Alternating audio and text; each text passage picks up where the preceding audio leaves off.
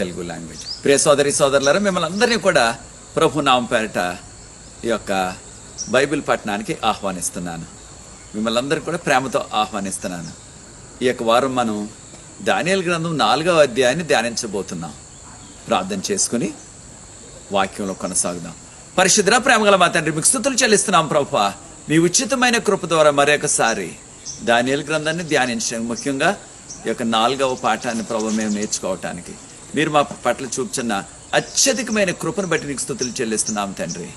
ఆయన మీ కృపాసన్నిధి మాపై ఉంచవలసిందని వాక్యాన్ని ఆయన వీక్షిస్తున్న ప్రతి వ్యక్తిని, వారి కుటుంబాన్ని ఆశీర్వదించి అనేక మంది ప్రభువా ఆయన వారి స్నేహితులతో, వారి సంఘంతో, ఆయన వారి తోటి పనివారితో, ఆయన ఆన్లైన్లో కూడా చాలామంది షేర్ చేస్తున్నారు ప్రభా. వారందరినీ కూడా మీరే ఆశీర్వదించి మీ కృపాసన్నిధి వారితో ఉంచవలసిన దాని ద్వారా మీ యొక్క నామం ఘనపరచబడినట్లు సహాయం చేయండి. మీరే మాతో మాట్లాడి ఈ లోతైన మర్మాలు పరిశుద్ధుడా మీరే మాకు బోధించమని యేసు ప్రభు వారి పరిశుద్ధమైన నామాన్ని బట్టి ప్రార్థిస్తున్నాను తండ్రి, ఆమేన్. ప్రియ సోదరి సోదరులారా, మనము దానియేలు గ్రంథం 4వ అధ్యాయాన్ని ధ్యానిస్తున్నాం. దీని యొక్క పాఠ్యాంశం ఏంటంటే ఇంగ్లీష్లో ప్రైడ్ అండ్ హ్యూమిలిటీ, అంటే గర్వము మరియు తగ్గింపు. అంటే గర్వం నుంచి ఎంతో తగ్గించబడుట, ఎంతో తగ్గించుకొనుట అనే విషయాన్ని మనం ధ్యానించబోతున్నాం. మనందరికీ తెలిసిన రీతిగా గర్వం చాలా ప్రమాదమైనది. గర్వం చాలా ప్రమాదకరమైనది. కారణం ఏంటంటే ఆదిలోనే ఆ యొక్క లూసిఫర్ గర్వించి పరలోకాన్ని కోల్పోయాడు, పరలోకం నుంచి పడద్రోయబడ్డాడు.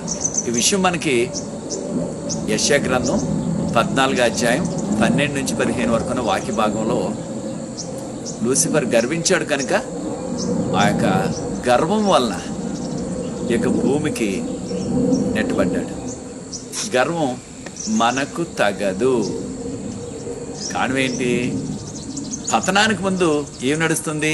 గర్వం నడుస్తుంది. ఈ యొక్క అధ్యాయం 4వ అధ్యాయంలో ఉన్న విషయాలు మనకి దాదాపుగా 570వ సంవత్సరం,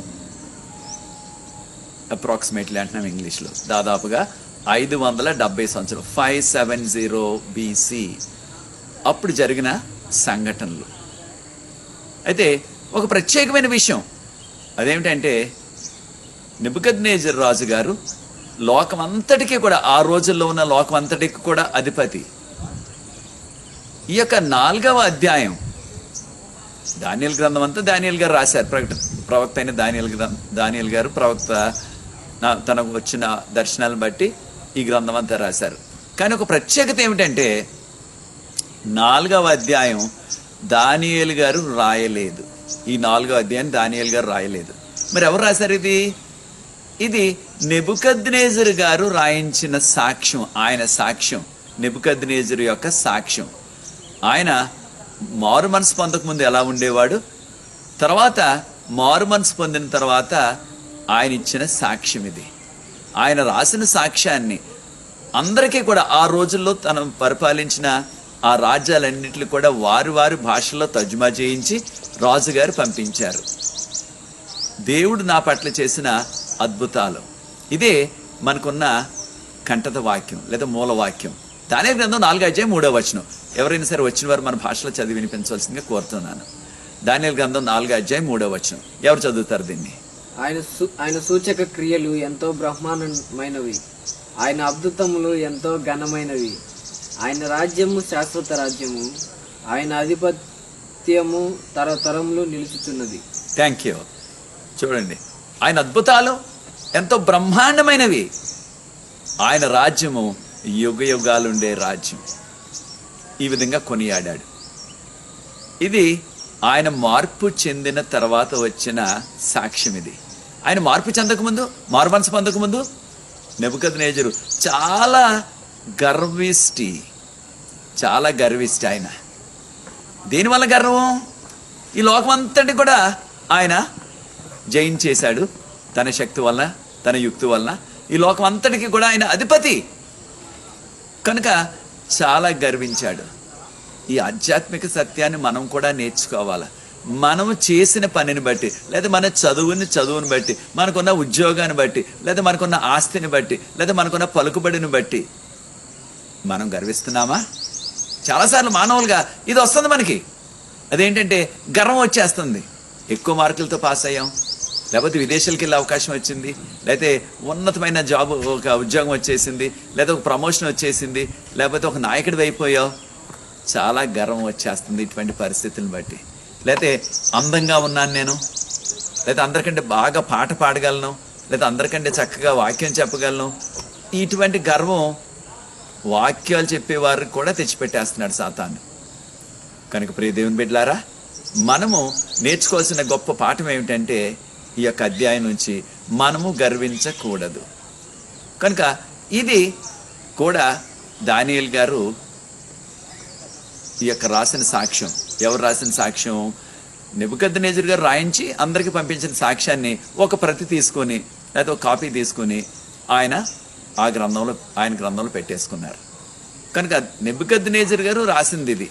అంటే బైబిల్ అంతట్లో కూడా ఏదైనా కొంత భాగం అన్యుడు రాసింది ఏదైనా ఉన్నదంటే కారణం తక్కినవన్నీ కూడా యూదులు ద్వారా రాయించారు. కొత్త నిబంధన, పాత నిబంధన, లేకపోతే పాత నిబంధన, క్రొత్త నిబంధన కూడా యూదులు లేకపోతే ఇశ్రాయేలీలు అంటున్నాం, వారే రాశారు.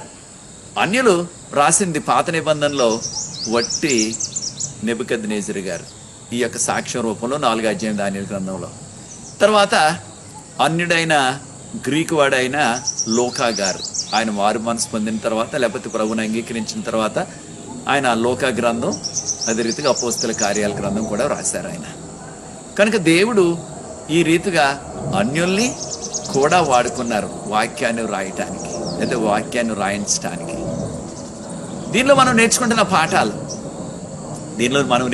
పాఠాలు రాజుగారికి ఇదంతా బబులోను మహాసుందరమైన నగరం, ఆనాటి ప్రపంచం అంతట్లో కూడా సుందరమైన నగరము, దానితో పాటు ఎంతో డబ్బు లేకపోతే ఎక్కువ బంగారం ఉన్న పట్టణం. మనకున్న లెక్కల ప్రకారంగా గత కార్యక్రమంలో మనం నేర్చుకున్నాం. అది ఆ 3వ అధ్యాయంలో ఆ యొక్క బంగారు ప్రతిమను చేయటానికి, బంగారు విగ్రహాన్ని చేయటానికి 30 టన్నులు బంగారం వాడారు ఏకంగా. అయితే ఆ 30 టన్నులు కాకుండా ఇంకెంత బంగారం ఉందో మనకు తెలియదు ఆయనకి. అంత బంగారం. చరిత్రకారులు అనేది ఏంటంటే లోకమంతా ఉన్న బంగారం కంటే అందరి దగ్గర ఉన్న బంగారం పోగేసిన నెబుకద్నెజరు గారి దగ్గర ఆ యొక్క ధనాగారంలో, దీన్నే ట్రెషరీ అంటున్నాం కదా ఇంగ్లీష్లో, ఆయన ధనాగారంలో ఉన్న బంగారం లోకం అంతటికంటే ఉన్న బంగారం కంటే ఎక్కువ. కనుక ఈ యొక్క దానియేలు గారు చాలా ఈ విషయాలన్నీ కూడా మనకు రాశారు. అయితే నెబుకద్నెజరు గారు ఏం చేశారు? ఎంతో గర్వించాడు ఆయన, చాలా గర్వించాడు ఆయన. కారణం ఆయనకున్న డబ్బును బట్టి, ఆయనకున్న పలుకుబడిని బట్టి. తర్వాత ఎంత సుందరమైన నగరం, ఆ యొక్క బబులోను పట్టణంలో ఉన్న ఆ యొక్క హ్యాంగింగ్ గార్డెన్స్ అంటున్నాం, వేలాడే పూల తోటలు. అది ఆనాటి ప్రపంచంలో ఉన్న 7 వింతల్లో ఒక వింత. 1 of the 7 wonders of the world. ఆ రోజుల్లో 7 వింతల్లో ప్రపంచం అంతట్లో కూడా అదొక వింత. అంటే బబులోను పట్టణం ఎంత సుందరంగా తీర్చిదిద్దారో చూడండి. దానితో పాటు ఆ యొక్క బబులోను పట్టణం చుట్టూ కూడా పెద్ద కోటగోడ. హెరోడోటస్ అనే గ్రీకు చరిత్రకారుడు ఏమన్నారంటే ఇది 80 అడుగుల వెడల్పు గోడ. ఇది ప్రహారీ గోడ, అంటే ప్రాకారం, కోటగోడ 80 అడుగుల వెడల్పు. తర్వాత ఇది 300 అడుగులు ఎత్తు అన్నారు ఆయన. చరిత్రకారుడు చెప్పిన విషయం అది. 300 అడుగులు ఎత్తే అన్నారు. అంటే ఇదంతా కూడా మనకి దేనివల్ల జరిగిందంటే ఆయన కట్టించారు. దానితో పాటు ఈ గోడకి ఆయన యొక్క పసుపు రంగు ఇటుకలతో కట్టించారు. తర్వాత గేట్ల దగ్గర నీలిమి రంగు, అంటే బ్లూ కలర్ అంటున్నాం. తర్వాత ఆ పట్టణంలో ఉన్న ఈ యొక్క దేవాలయాలన్నిటికీ కూడా తెల్లని రంగుతో ఉన్న, లేకపోతే తెల్లని ఇటుకలు. అదే రీతిగా ఈ యొక్క ఇళ్ళు, ప్రజలుండే ఇళ్ళకి మాత్రం అవి ఆ యొక్క గులాబీ రంగు, rose colour bricks, rose colour tiles, అంటే ఆ పెంకులు కూడా ఆ యొక్క గులాబీ రంగు. అంటే ఎంత చక్కగా అందంగా తీర్చిదిద్దారో చూడండి. దానితో పాటు ఎంత అందమైన పట్టణంతో పాటు అంత ధనికమైన పట్టణం. కనుకనే నెబుకద్నెజరు గారు రాజుగారు ఏమన్నారు? దానియేలు గ్రంథం 4:30 చూసినట్లయితే దానియేలు 4:30, దానియేలు చాప్టర్ 4:30, ఇది నేను కట్టించిన మహా గొప్ప బబులోను. ఆయన ఇంటి మేడ మీద తిరుగుతూ అంటున్నాడు, ఆ పట్టణం అంతా కనిపిస్తుంది మేడ మీద నుంచి. అప్పుడు ఇది నేను కట్టించాను నా శక్తితో అని ఎంతో గర్వించాడు ఆయన. నిజంగానే ఆ గర్వించడానికి ఆయనకి అన్ని ఆధారాలు లేకపోతే అన్ని అవకాశాలు ఉన్నాయి. కాన్వెంట్ అంత సుందరమైన నగరం, అంత డబ్బున్న నగరం, అంత బంగారం ఉంది ఆయనకి, తర్వాత ఇంత పలుకుబడి ఉంది, లోకమంతరం కూడా పరిపాలిస్తున్నాడు కనుక చాలా గర్వంతో చెప్పాడు ఆ మాటలు.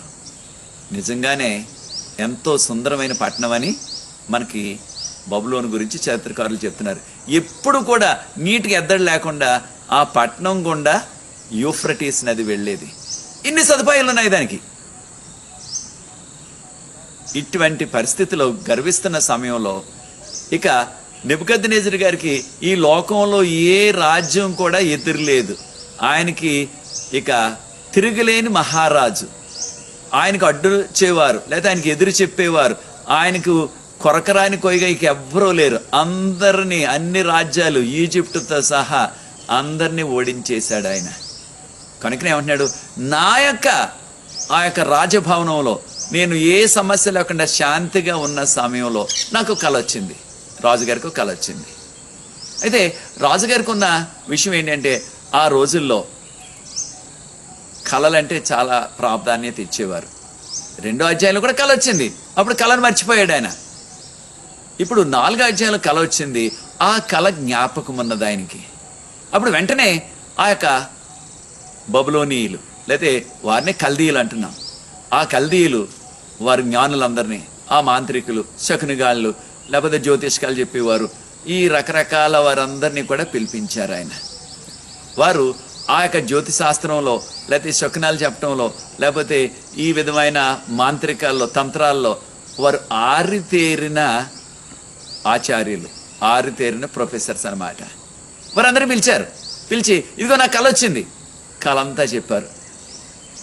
అయితే వెంటనే మనకు వచ్చే ప్రశ్న ఏమిటంటే, మళ్ళీ వీళ్ళని పిలిచారు 2వ అధ్యాయంలో, వీళ్ళు మేము ససేమి మాకు తెలియదయ్యా, మేము చెప్పలేమన్న వాళ్ళని మళ్ళీ ఎందుకు పిలిచారు రాజుగారు అనే ప్రశ్న వస్తుంది మనకి. 2వ అధ్యాయంలో ఉన్న ప్రత్యేకమైన పరిస్థితి ఏంటంటే రాజుగారు కళ మర్చిపోయారు అక్కడ. కనుక కళ చెప్పండి మేము చెప్పేస్తాం దానికి అర్థం అన్నారు. ఇప్పుడు రాజుగారికి కళ జ్ఞాపకం ఉంది కనుక వారిని ముందు పిలిచారు. మరి వారిని పిలవడం ఎందుకు, దానియేలుని పిలిచేయచ్చు కదా డైరెక్ట్గా. కాన్వెంటనే దానియేలు గారు కళ చెప్పేశారు, కళ యొక్క అర్థాన్ని కూడా చెప్పేశారు 2వ అధ్యాయంలో. మరి దానియేలు గారిని పిలవచ్చు కదా. అందులోనే దానియేలు గారిని ఈ యొక్క జ్ఞానులందరికీ కూడా అధిపతిగా పెట్టాడు ఆయన, head of the vice man. మరి ఆయనే పిలవచ్చు కదా అనే ప్రశ్న వస్తుంది మనకి. అయితే వీరందరూ కూడా 2వ అధ్యాయంలో చెప్పింది ఏమిటంటే, కళ వచ్చినట్లయితే, కళ చెప్పినట్లయితే కళ అర్థాన్ని మేము చెప్పేస్తామన్నారు. ఇప్పుడు వీరికి ఎంత సత్తా ఉంది, ఏం చెప్తారు అన్నది ఖచ్చితంగా రాజుగారు తెలుసుకోవాలనుకుంటున్నారు. ఖచ్చితంగా దానియేలు గారు చెప్తారని ఆయనకు తెలుసు. దానియేలు గారి మీద ఎంతో అభిమానం ఉంది ఆయనకి, రాజుగారికి. అయినప్పటికీ వీరికి అవకాశం ముందు ఇచ్చారు. ఒకవేళ ఇవ్వకపోయినట్లయితే ఏమంటారు, రాజుగారు మేమందరం కూడా మీ భాష వాళ్ళం, మీ యొక్క తెగ వాళ్ళం, మీ వాళ్ళం, మాకెందుకు అవకాశాలు ఇవ్వట్లేదు? ఎక్కడెక్కడి నుంచో వచ్చాడు విదేశస్తుడు ఆయన, మన మతం కాదు, మన భాష కాదు, మన యొక్క ప్రాంతం కాదు, ఆయనకి పెద్దపీట వేస్తున్నారు, ఆయనకి మీరు పెద్ద అవకాశాలు ఇస్తున్నారు, మాకెందుకు ఇవ్వట్లేదు? 2 అధ్యాయాలు ఎందుకు చెప్పలేకపోయామంటే మీకు కళ మర్చిపోయారు కనుక. ఇప్పుడు కళ అర్థం మీకు కళ జ్ఞాపకం ఉన్నది కనుక మేము చెప్పినా దానియేలు గారు చెప్పినా ఒకటే అర్థం ఉంటుంది దీనికి అనేసి వారు బొంకే అవకాశం కూడా ఉంది.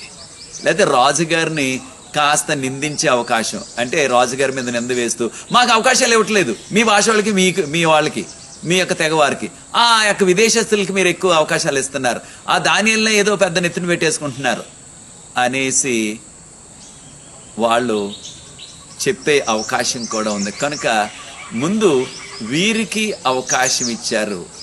అయితే అవకాశం ఇచ్చినప్పటికీ తప్పకుండా ఈ పని అయిపోయిన తర్వాత, ఈ విషయాలు అయిపోయిన తర్వాత, దానియేలు గారిని లేకపోతే వీళ్ళు చెప్పేసి వెళ్ళిపోయిన తర్వాత ఖచ్చితంగా దానియేలు గారిని ఆయన పిలిచి, ఇదిగో ఈ విధంగా నాకు కళ వచ్చింది, దీనికి నువ్వు చెప్పే అర్థం ఏమిటి, నువ్వేం చెప్తావు అని ఖచ్చితంగా దానియేలు గారిని అడుగుతాడు ఆయన.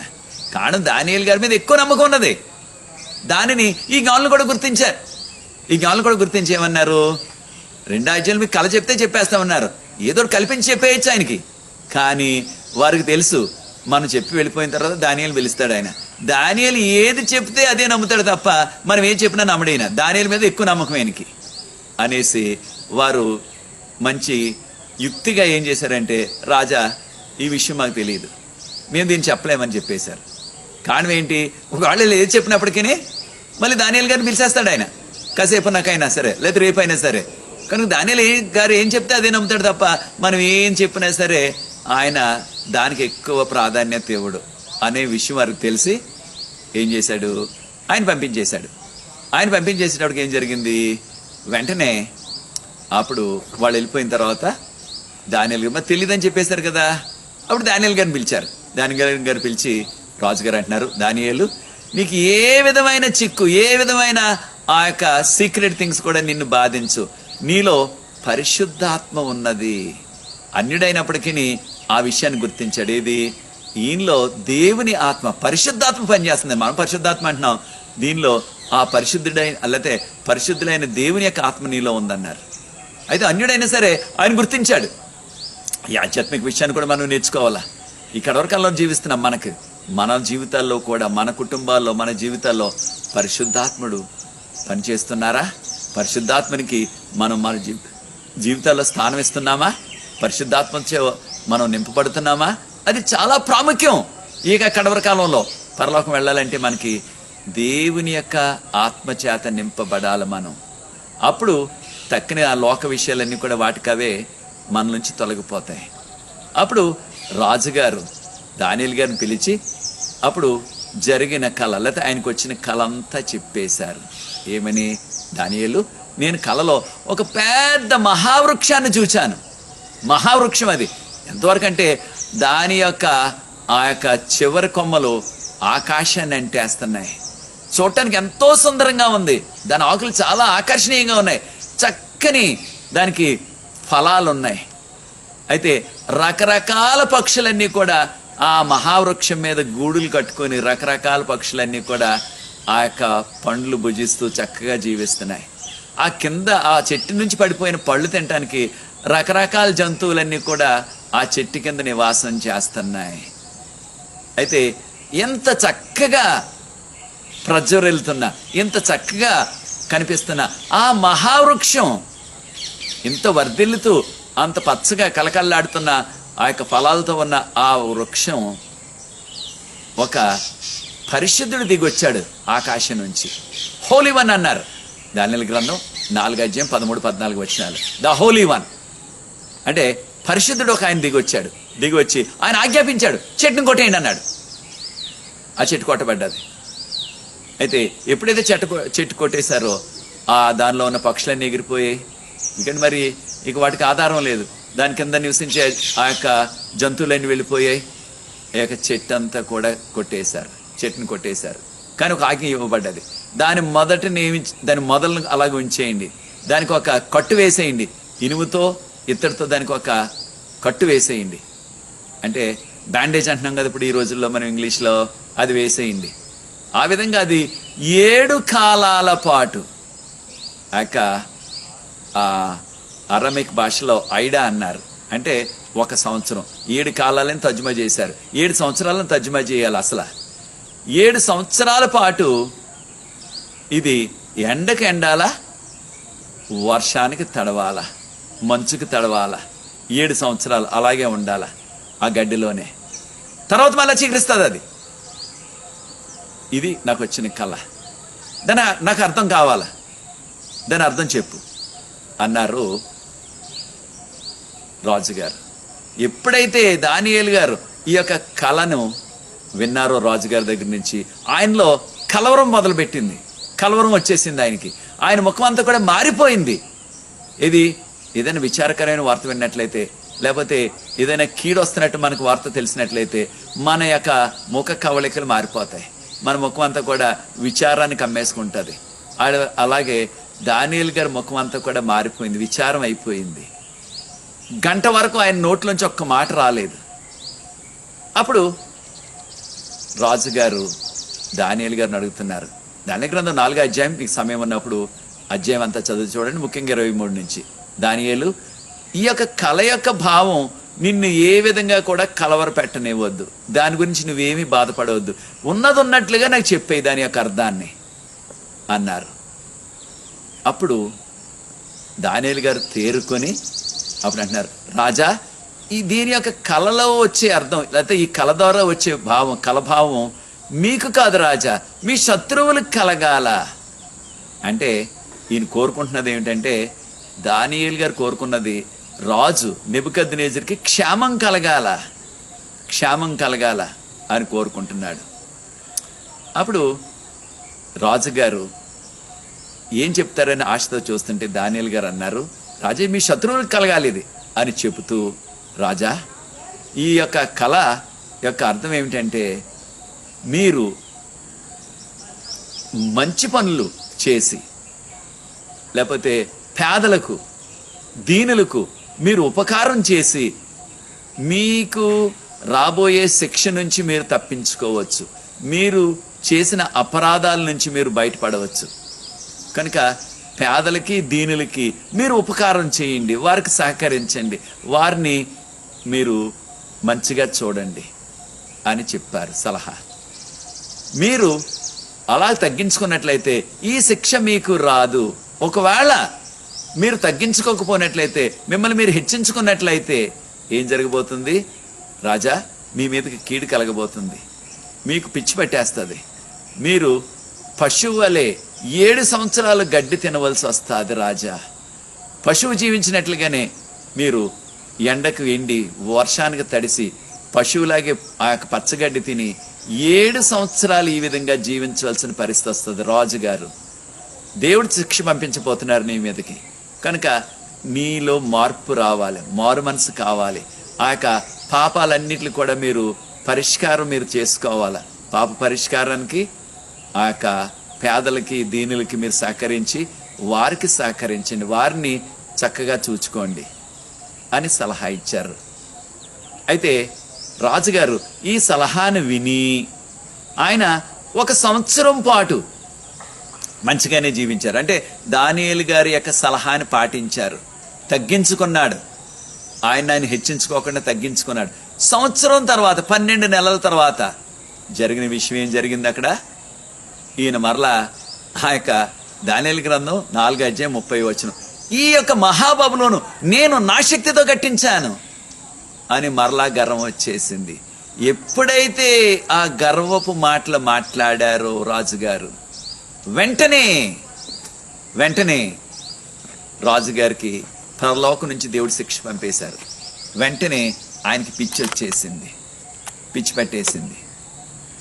అయితే దానియేలు గారు ముందే చెప్పారు, ఆ పిచ్చి పట్టేసినప్పుడు మీరు పశువులాగా ప్రవర్తిస్తారు, పశువులాగే గడ్డి తింటారు, 7 సంవత్సరాల పాటు పశువులాగే జీవించాలా అన్నారు. ఆ విధంగానే పశువులాగే ప్రవర్తించే ప్రవర్తన ఆయనకు వచ్చేసింది. దీన్ని రకరకాల పేర్లతో ఆ యొక్క పిచ్చిని పిలుస్తున్నారు. దీన్ని ఈ యొక్క మామూలు భాషలో లేకపోతే ఈ యొక్క మెడికల్ టర్మ్స్ అంటున్నాం, వైద్య శాస్త్రంలో మ్యాన్ వుల్ఫ్ సిండ్రోమ్ అంటున్నారు. అయితే కొంతమంది దీన్ని ఆస్ట్రాలజికస్ పిథకస్ అంటున్నారు. లేకపోయినట్లయితే దీన్ని రకరకాల పేర్లతో వారు పిలుస్తున్నారు. ఏ పేరుతో మనం పిలిచినా సరే జరిగిన విషయం ఏమిటంటే, ఆయనకి పశువుకు వచ్చిన ప్రవక్తన వచ్చేసింది. అయితే ఇది నిజంగా ఉందా ఒకటి కల్పించిన కథ అనే పరిస్థితి మనకు ఆ ప్రశ్న వస్తుంది. ఇది నిజంగా జరిగిందా లేకపోతే ఇది కల్పించిన కట్టు కథ? కల్పించినది కాదు ఖచ్చితంగా. ఇది ఇటువంటి బిహేవియర్ అంటున్నాం, ఇటువంటి ప్రవర్తన ఇటీవల కాలంలో కూడా అక్కడక్కడ పిచ్చాసుపత్రిలో నమోదైన సంఘటనలు మనకున్నాయి. ఆ లండన్ పిచ్చాసుపత్రిలో కూడా ఇటువంటి కేసు కొంతకాలం కిందట వెలుగులోకి వచ్చింది. అదేమిటంటే పిచ్చి పట్టేసింది, ఆయన తీసుకొచ్చారు పిచ్చాసుపత్రికి కుటుంబ సభ్యులు. ఆ పిచ్చాసుపత్రులు పెడితే ఆయనకి ట్రీట్మెంట్ ఇస్తున్నారు. అక్కడ జరిగిన సంఘటన ఏమిటంటే, వారు పిచ్చాసుపత్రిలో ఉన్న ఆ వ్యక్తికి, పిచ్చి పట్టేసిన వ్యక్తికి వారు ఆహారం, ఆ పాలు లేకపోతే ఆ యొక్క రొట్టె, తర్వాత ఇక రకరకాల ఆ యొక్క ఫలాలు ఆ పండ్లు తీసుకొచ్చేస్తుంటే అవేమీ తింటలేదంట. ఆ యొక్క ఆసుపత్రి వర్గం, ఆ నర్సులు డాక్టర్లు వెళ్ళిపోయిన తర్వాత నెమ్మదిగా ఆ గదిలోంచి వెళ్ళి ఆ యొక్క ఆసుపత్రి చుట్టూ కూడా మధ్యలో చక్కని పచ్చగడ్డి పెంచుతున్నారు, లాన్ అంటున్నాం ఇంగ్లీష్లో మనం. ఆ యొక్క లాన్లోకి వెళ్ళిపోయి అక్కడ పచ్చగడ్డిలో కూర్చుని ఆ గడ్డి నెమ్మదిగా చుట్టూ చూసి ఎవరు కనిపించకపోతే లేకపోతే ఎవరు చూడలేదు అనుకుని దాన్ని చూస్తూ ఎవరు చూడలేదు కనుక ఆ గడ్డిని ఆయన తింటున్నాడు, ఆ గడ్డిని తినేవాడు. తర్వాత ఆ యొక్క నీరు కూడా, ఆ మురికి నీరు, ఆ గడ్డికి పెడుతున్న మురికి నీరు దాన్నే త్రాగేవాడు. వాళ్ళు ఇస్తున్న డ్రింకులు కానీ లేకపోతే జ్యూస్ కానీ అవేమి కూడా తాగేవాడు కాదట. ఈ విధమైన పిచ్చి పట్టిన వ్యక్తిని వారు గమనించి దానికి తగ్గ ట్రీట్మెంట్ ఇచ్చారు. అయితే ఇది మన రోజుల్లో జరుగుతున్న విషయం. ఆ రోజుల్లో కూడా ఇటువంటి పరిస్థితి పిచ్చి ఉన్నది, మ్యాన్వుల్ఫ్ సిండ్రోమ్. కనుకనే దాన్ని బట్టి జరుగుతున్న విషయం ఏంటంటే ఖచ్చితంగా ఇలాంటి పరిస్థితి ఏర్పడ్డది.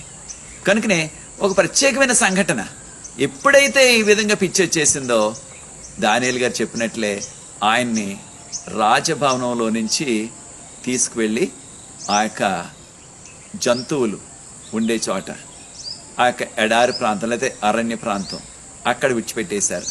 దేని కొరకు? బహుశా ఎవరు సలహా ఇచ్చుంటారు వారికి, ఏమని? ప్రకృతి వైద్యం అంటున్నాం ఈ రోజుల్లో మనం, న్యాచురల్ ట్రీట్మెంట్ అంటున్నాం.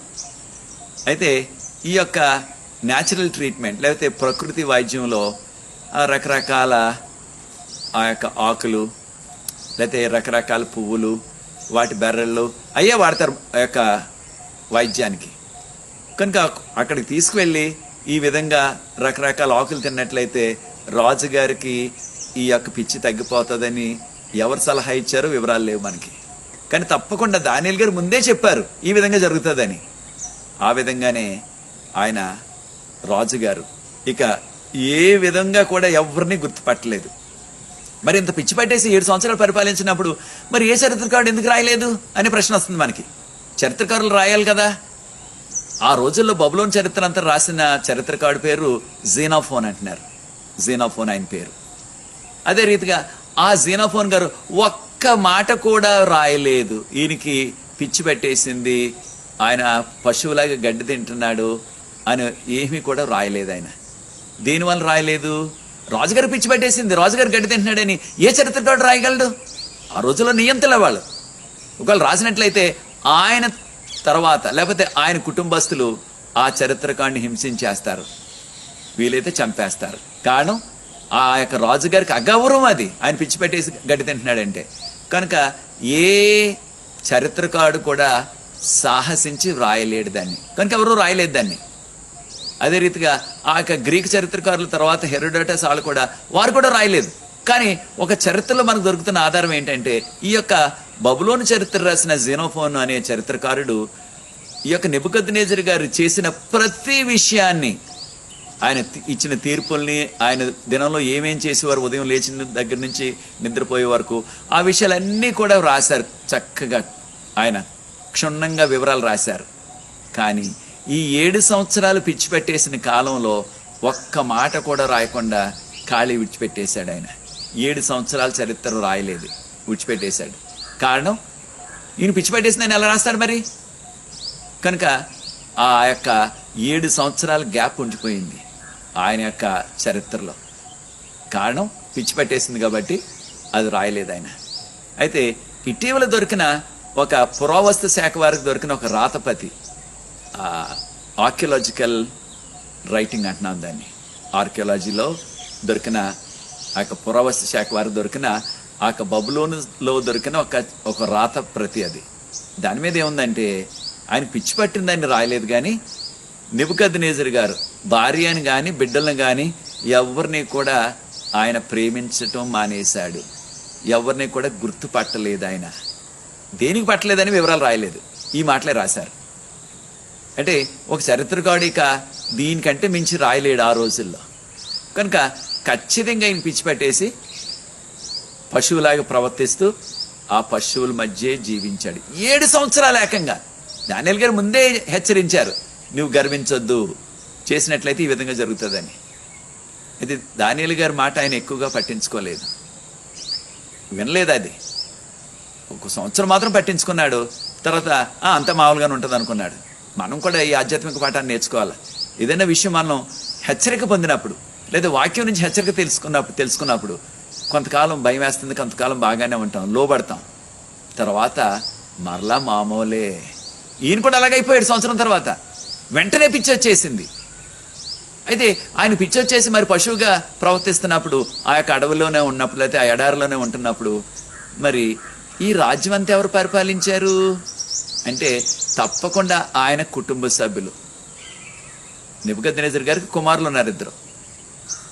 ఆయన పేరు ఎవల్ మార్డుక్ అంటారు. ఆయన పరిపాలించాడు. కానీ ఆయన నేనే రాజునని ప్రకటించుకోలేదు. నేనే రాజునని ప్రకటించుకోలేదు. కారణం ఏంటంటే ఆ రోజుల్లో తండ్రి బ్రతికొండగా ఆయన పిచ్చి పట్టేసినా లేదా ఒక అనారోగ్యంగా ఉన్నా తన్ను తాను రాజుగా ప్రకటించుకోకూడదు బ్రతుకున్నంతకాలం. చనిపోయిన తర్వాత అప్పుడు తన్ను తాను ప్రకటించుకోవాలి. అయితే ఆ యొక్క తండ్రికి బాగోలేకపోయినా, లేకపోతే పిచ్చి పెట్టేసినా, లేకపోతే స్పృహ కోల్పోయినా, లేకపోతే ఏదైనా పరిస్థితులను బట్టి ఆ యొక్క ఆయన ఏమంటామంటే ప్యారలైజ్ అయిపోయినా, పక్షవాతం వచ్చేసినా, లేదా ఆయన మైండ్ పని చేయకపోయినా ఇంకా జీవించే ఉన్నాడు కనుక తండ్రి పేరు మీదే రాజ్యాన్ని పరిపాలించాల. కనుక తండ్రి పేరు మీదే, నెబుకద్నెజర్ రాజు గారి పేరు మీదే పరిపాలన అంతా సాగింది. బ్రతుకున్నాడు కాబట్టి తండ్రి ఇంకా ఒకవేళ పశువులాగా ప్రవర్తిస్తున్నా బ్రతికే ఉన్నాడు కనుక ఈ యొక్క రాజ్యాన్ని నేనే రాజునని ప్రకటించుకోలేదు. అది ఆ రోజుల్లో జరిగే సందర్భం. మరొకటి ఏంటంటే ఆ రోజుల్లో ఉన్న భయం, ఒకవేళ తండ్రి బ్రతకుండగానే ఇలాంటి అనారోగ్యం వలన అప్పుడు ఏదో కుమారుడు, పెద్ద కుమారుడు లేకపోతే ఇంకో కుమారుడు నేనే రాజునని ప్రకటించుకున్నట్లయితే వారికి ఉన్న ఆ రోజుల్లో భయం ఏంటంటే ఈ యొక్క తండ్రికి వచ్చిన ఆ జబ్బే, ఆ అనారోగ్యమే రాబోయే రోజుల్లో నాకు వచ్చేస్తుంది. కారణం నేను ఆయన బ్రతకుండగానే రాజుగారు పొందాను కనుక అనే భయంతో ఎవరు కూడా తన్ను తాను రాజుగా ప్రకటించుకునేవారు కాదు. పాలన తండ్రి పేరు మీద చేసేవారు. అదే జరిగింది. 7 సంవత్సరాల కాలం జరిగింది. 7 సంవత్సరాల కాలం జరిగింది. అయితే ఈ యొక్క ఆధ్యాత్మిక సత్యాన్ని నేర్చుకోవాలి. దేవుని మాటలు మనం నమ్మకపోయినట్లయితే, ప్రవక్తల ద్వారా చెప్పిన మాటలు మనం నమ్మకపోయినట్లయితే మనము కూడా రాబోయే శిక్ష నుంచి తప్పించుకోలేము. మనం కూడా కీడు నుంచి తప్పించుకోలేము. కనుక దేవుని మాటలు ఎలా వస్తాయి మనకి? ప్రవక్తల ద్వారా. అదే బైబిల్ గ్రంథంలో రాయబడ్డాయి. అవి మనం తెలుసుకున్నప్పుడు మనం లోబడాలా, మనల్ని మనం తగ్గించుకోవాలా. 7 సంవత్సరాల పాటు ఇలా చేసిన తర్వాత అప్పుడు ఈ యొక్క నెబుకద్నెజర్ గారు అంటున్నారు, నేను నా యొక్క కనుదృష్టిని ఆకాశం వైపు ఎత్తాను. అంటే నా కన్నులు ఆకాశం వైపు ఎత్తి నేను దేవుణ్ణి వేడుకున్నాను. ఆయన పశ్చాత్తాపడ్డాడు. 7 సంవత్సరాల ఆ యొక్క దేవుని యొక్క శిక్షణ అనుభవించాక, పనిష్మెంట్ వచ్చాక, ఎప్పుడైతే దేవుని తోటి తిరిగాడో ఆయనకు మరలా స్వస్థత వచ్చేసింది. స్వస్థత వచ్చేసిన తర్వాత అప్పుడు మరలా వెంటనే ఆయన రాజ్యానికి వెళ్ళిపోయాడు. మరలా సింహాసనం మీద కూర్చున్నాడు. అంటున్నాడు, ఇది వరకు ఉన్న దానికంటే ఎక్కువ నాకు ఘనత వచ్చింది. ఇప్పుడు ఈ పిచ్చి తగ్గిపోయిన తర్వాత, మారు మనసు పొందిన తర్వాతే పిచ్చి తగ్గింది ఆయనకి. అప్పుడు ఇంకా ఎక్కువ మహిమ వచ్చేసింది. మళ్ళా రాజ్యం చేశాను. నా యొక్క మంత్రులు, నా యొక్క సలహాదారులు మళ్ళీ అందరూ కూడా నా దగ్గరికి వచ్చేసారు. ఇంతవరకు పిచ్చి పెట్టింది కాబట్టి ఎవరి దగ్గరికి రాలేదు. అయితే పిచ్చి తగ్గిపోయింది కాబట్టి అందరూ వచ్చేసారు. అయితే ఈ యొక్క సందర్భాన్ని ఒక్కసారి మనం మానవులుగా ఊహిందాం. ఎప్పుడైతే నెబుకద్నెజర్ 7 సంవత్సరాల తర్వాత మరలా సింహాసనాన్ని తిరిగి వచ్చారో కొంతమంది లేదా అనేక మంది ఏమనుకుని ఉంటారు? ఈ 7 సంవత్సరాలు కూడా ఎవరైనా ఆయన ద్వారా కష్టాలు పడ్డవారు, బాధించబడ్డవారు, ఆయన యొక్క శిక్షణ పొందినవారు, ఆ కుటుంబంలో ఎవరైనా సరే ఏమనుకుంటారు? మా బాగా పోయాడు ఈయన, పిచ్చెట్టేసింది, మాకెంతో కీడు చేశాడు, మా కుటుంబానికి ఎంతో కీడు కలిగింది ఈయన వల్ల, మా బాగా పోయాడు, బాగా శిక్ష వచ్చింది వాడికి అనుకునే ఉండే ఉంటారు 7 సంవత్సరాలు. ఎప్పుడైతే మరలా తిరిగి వచ్చాడు సింహాసనానికి ఏమనుకుని ఉంటారు? మనం అంటే మన భాషలో గుండెల్లో రాయబడిపోయింది అంటారు. అంటే చాలా భయం వేసేసి ఉంటుంది వాళ్ళకి. వీడు మళ్ళీ వచ్చేసాడు, ఈయన మళ్ళీ రాజ్యార్కం చేస్తున్నాడు, మళ్ళీ ఏం చేసేస్తాడు అగత్యాలు. అంటే ఆయన మారిన మనిషిగా వచ్చాడు అన్నది వారికి తెలియదు అప్పటికి. ఇది మనం కూడా మనం పోల్చుకుని చూసుకుందాం. ఒకవేళ మనల్ని కూడా నీవు ఒక అధికారంలో ఉన్నట్లయితే, నీకు ఒక మంచి ఉన్నత పదం ఉన్నట్లయితే ఎవరికైనా కీడు చేస్తున్నావా? నెబుకద్నెజరు అనేక మందికి కీడు చేశాడు. ఎప్పుడు? అన్యుడిగా ఉన్నప్పుడు, మారు మనసు లేకముందు, ఈ యొక్క శిక్ష పడకముందు. ఎన్నో కుటుంబాలు పతనమైపోయాయి ఆయన వలన. నీ వలన కూడా ఎంతోమంది కీడు పొందుతున్నారా, కీడు అనుభవిస్తున్నారా? ఎంతోమంది ఈయన ఎప్పుడు పోతాడని మనసులో అనుకుంటున్నారా? అలాంటి ఘోర కార్యాలు చేస్తున్నావా ప్రియ సోదరి సోదరుడు? నీ ఉన్న ఆ పదవిలో, లేకపోతే నీ ఉన్న ఆ యొక్క నాయకత్వంలో, లేకపోతే నీకున్న ఆ పరిధిలో నీవు కూడా ఒక డిక్టేటర్ లాగా, నియంతలాగా ప్రవర్తిస్తున్నావా? చాలాసార్లు ఏదైనా కాస్త ఒక పదవి ఉన్నట్లయితే తక్కిన వారు అందరిని కూడా పురుగుల్లా చూడటం, తక్కిన వారిని ఎవరిని కూడా గౌరవించుకోకపోవటం చాలామంది చేస్తున్నారు. అన్యులే కాదు, విశ్వాసులు కూడా, క్రైస్తవులు కూడా చేస్తున్నారు అలాగా. అది మనకు తగదు. ఎంతోమంది భయపడి ఉంటారు, మరలా ఈయన వచ్చేసాడు, మళ్ళీ మనకి ఏమి కీడు చేస్తాడో, లేకపోతే మన కుటుంబానికి ఎన్ని కష్టాలు వస్తాయని.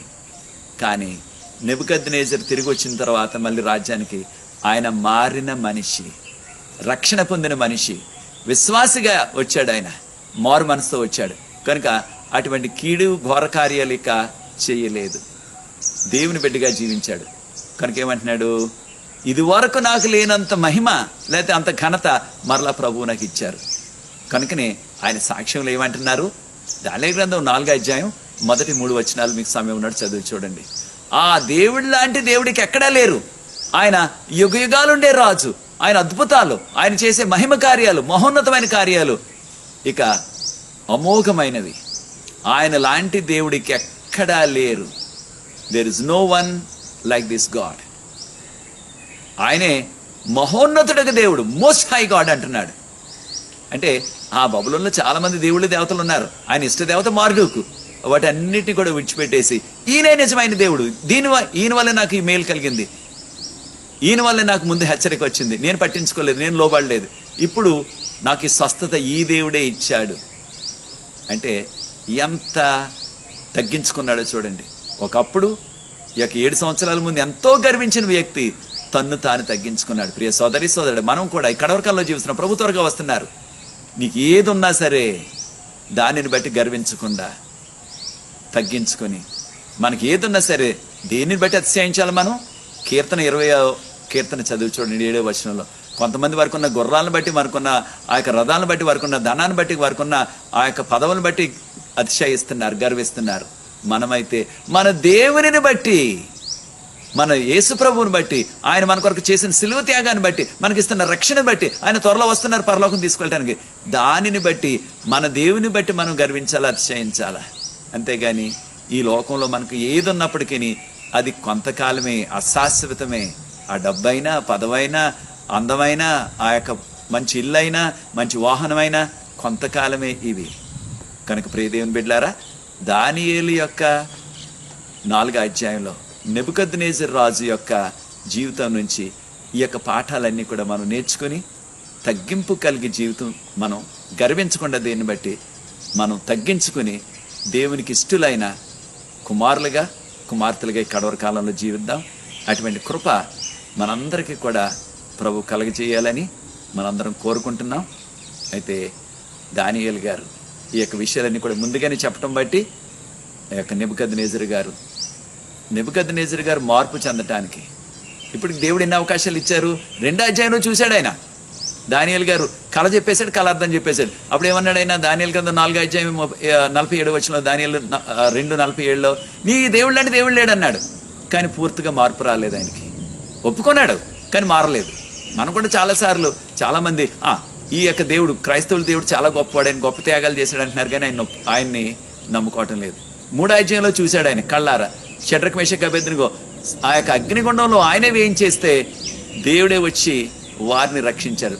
వారి అగ్నివాసన కూడా వారికి అంటలేదు. అప్పుడు ఏమన్నాడు? ఇలాంటి దేవుడు ఇంకెక్కడా లేడు అని అన్నాడు, కానీ ఆయన పూర్తిగా ఆయన నమ్మలేదు. అప్పుడు మారున్నట్లయితే, అప్పుడు నిజదేవుని తెలుసుకున్నట్లయితే ఈ శిక్ష ఆయనకు అవసరం లేదు. అయితే దేవుడు చూడండి ఎంత ప్రేమ స్వరూపం. ఈ యొక్క నెబుకద్నెజరుకి అవకాశం వెంబడి అవకాశం, అవకాశం వెంబడి అవకాశం, ఛాన్స్ ఆఫ్టర్ ఛాన్స్ ఈ గేవ్ హిమ్. ఆయన ఇచ్చారు దేనికి? మార్పు చెందటానికి. ప్రియ సోదరి సోదరుడు, మనకు కూడా అనేకమైన సార్లు అవకాశం తర్వాత అవకాశం ఇస్తూనే ఉన్నారు. మనం కూడా నశించిపోకూడదని, రక్షించబడాలని. త్వరలో ప్రభు వస్తున్నారు. మనం ఆయన రాకడ కొరకు సిద్ధపడి ఆయన నిత్యరాజ్యంలో చేరాలన్నదే దేవుని యొక్క ప్రణాళిక. కనుకనే మనకు అనేక అవకాశాలు ఇస్తున్నారు. దాన్ని గుర్తిస్తున్నావా ప్రియ సోదరి సోదరుడు? నీకు కూడా అనేక అవకాశాలు ప్రభు ఇచ్చారు. ఇంతకాలం అనేక సందర్భాల్లో నీకు అవకాశం ఇచ్చారు. అయితే దాన్ని దుర్వినియోగపరచవద్దు. సద్వినియోగపరచుకున్నట్లయితే మనం రక్షించబడతాం. నెబుకద్నెజరు ఆయన మరణించినప్పుడు మనకు చరిత్ర ఏం చెప్తుంది అంటే 562 562 BC 562లో ఆయన వృద్ధాప్యంలో న్యాచురల్ డెత్, స్వాభావికమైన మరణాన్ని పొందారు. అయితే ఆయన చనిపోయినప్పుడు ఎలా చనిపోయాడు? విశ్వాసిగా చనిపోయాడు. నిజదేవుని తెలుసుకొని నిజదేవుని యొక్క ఫాలోవర్గా, నిజదేవుని యొక్క అనుచరుడిగా ఆయన చనిపోయాడు. కనుక ఖచ్చితంగా ప్రభు రెండోసారి వచ్చినప్పుడు నెబుకద్నెజరు గారిని ప్రభు రాజ్యంలో చూసే ధన్యత మనకు కలగబోతుంది. కారణం ప్రభు నమ్ముకుని మరణించాడు కనుక మనం కూడా ప్రభు నమ్ముకుని జీవిద్దాం. మనకి ఏ మేలు కలిగినా సరే సాక్ష్యం రాజుగారే చెప్తున్నారు. ఇది ఇంకెవరైనా రాసినట్లయితే వారిని చంపేస్తారు ఏకంగానే ఆ రోజుల్లో. ఇది రాజుగారు పశువు తిన్నట్టు 7 సంవత్సరాలు గడ్డి తిన్నాడని ఎవరు రాయగలరు? దానియేలు కూడా రాయలేరు. దానియేలు గారు కూడా రాయలేరు అది. అయితే రాజుగారే రాశారు తన సాక్ష్యాన్ని.